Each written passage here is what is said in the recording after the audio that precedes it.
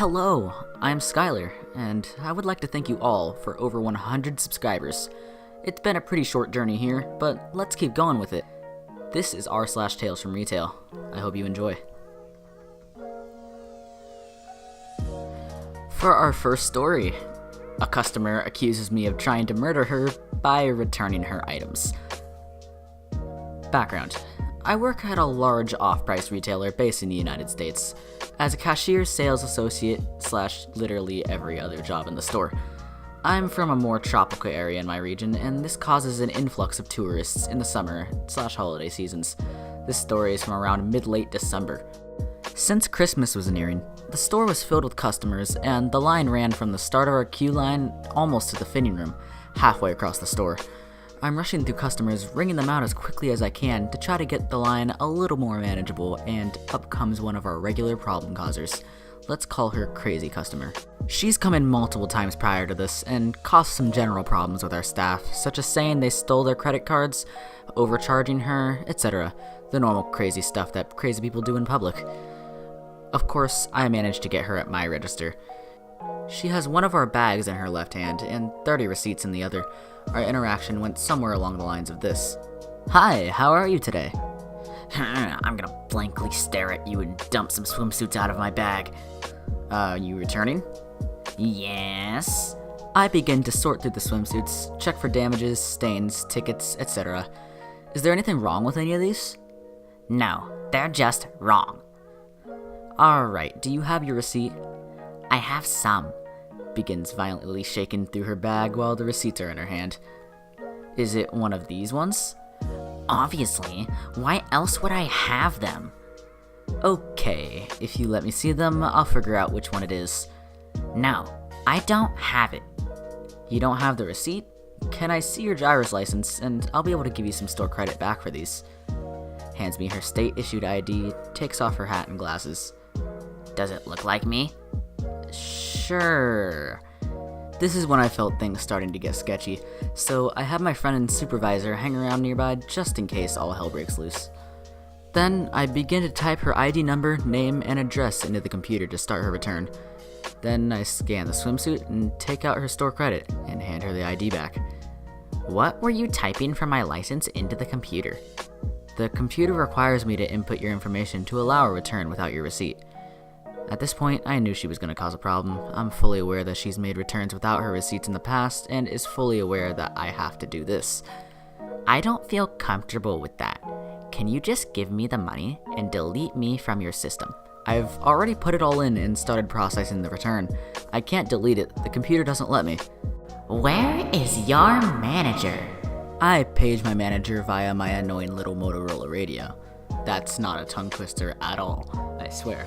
"What's going?" "He stole my personal information. He took my license and started writing down all of my information." I pulled the manager aside a few inches and explained why I had her ID and that she doesn't understand.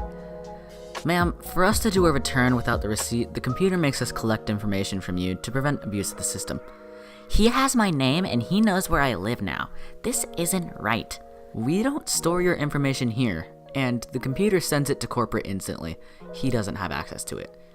"He saw it. How long has he worked here? I want his name and his unintelligible, but I'm pretty sure she meant social security number." "He's a criminal." "I'm not giving you that information." "He's trying to steal my identity so that he can come to my house and kill me." "No, he's not. I'll finish your return without your information and give you store credit." "Thank you, finally." Manager processes the return and punches in John Doe information for the customer. Manager then hands her a store value card. "Have a nice day." "How can you return it without my ID if the computer requires you to put it in? I told you, he was lying and trying to get my info." Manager attempts to explain that she put her own information in instead. "I'm bringing the police to have him arrested." Then she left for a solid 15 minutes, and then she came back. Crazy Customer walks through the door and right up to me while I'm helping a customer. "What's your name?" "Sam. It says right here on my name tag." "What's your last name?" I point at my name tag. "My name is Sam." Okay, Sam. I just want to tell you that you're doing such an amazing job. Enjoy it while you still have it. And then she left again. No cops ever came, and I've ceased to see her come into our store since. People suck. This is a new extreme right here. I haven't seen anybody being accused of murder for trying to return their items, but I haven't read very many of these Tales from Retail stories. I'm only just now doing it for this video. Of course, I've known about the subreddit forever, but I thought you guys might enjoy it. Let's go on to the second story now. Yes, this is a child, and yes, you still have to pay. This is one of many stories I originally posted in a German blog at a German community website.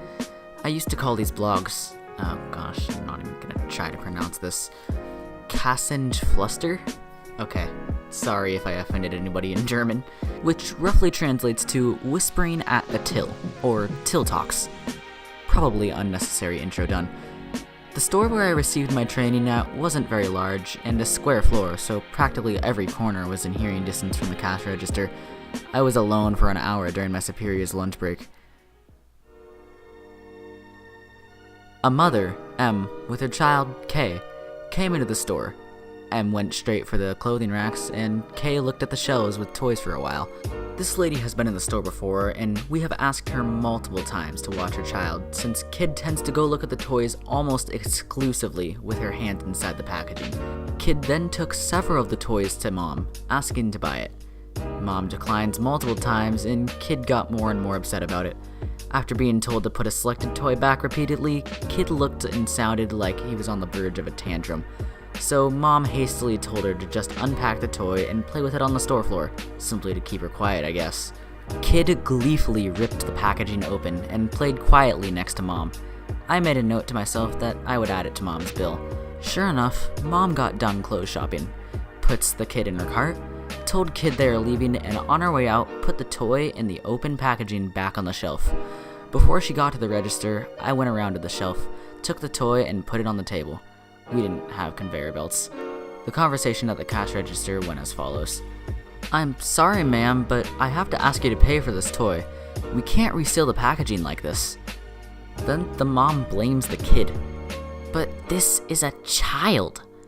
So I see, but this toy is unfit for sale now. But this is a child.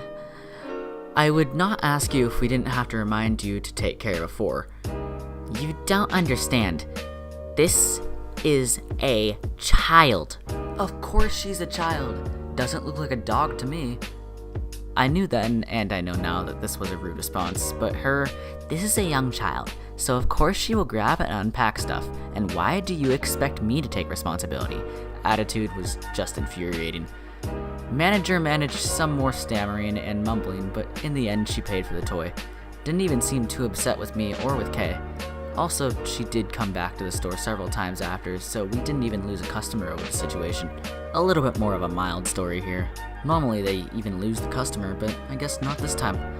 Let's keep going with this. On to story number 3. I know the guy who owns this place. I manage a locally owned store where we deal in used goods of the video game variety.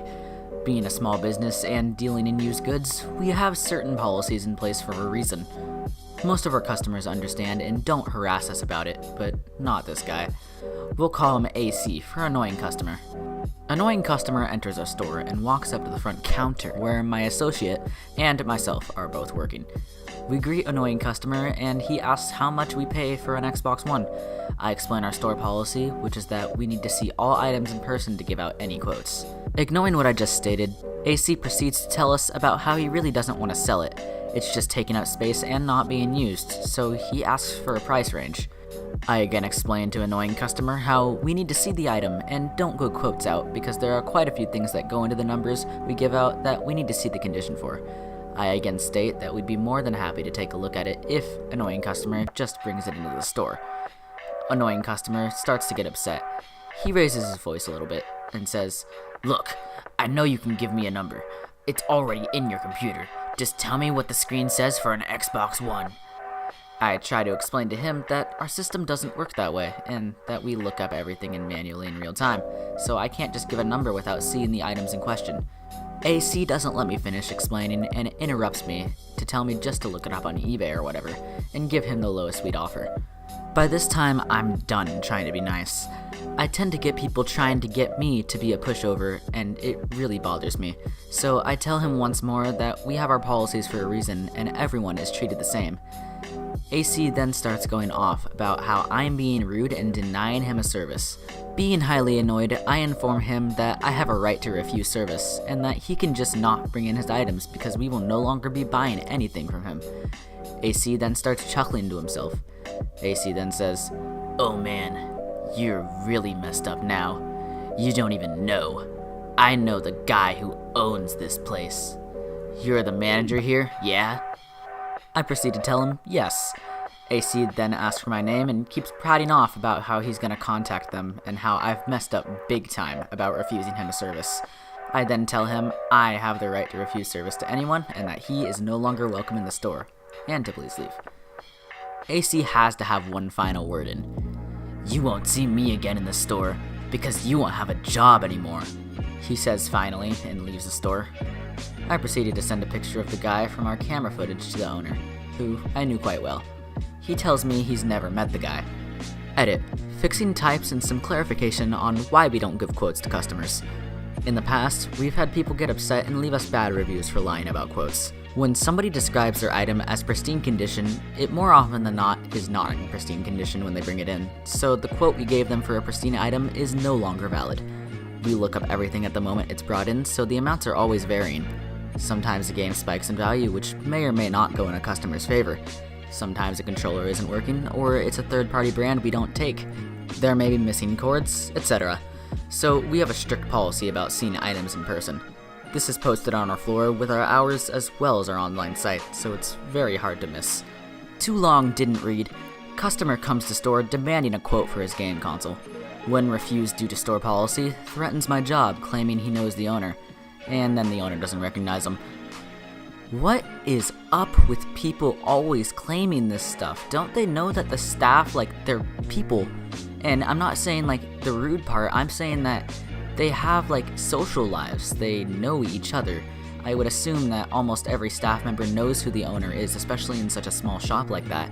So if you're gonna be claiming stuff like that to any small shop, unless it's like a GameStop or something, then you should really watch what you say. So I guess that wraps things up for this video. I think we did a good job. If you have any feedback, please leave a comment. No need to subscribe, but it would be nice. I'll see you in the next video.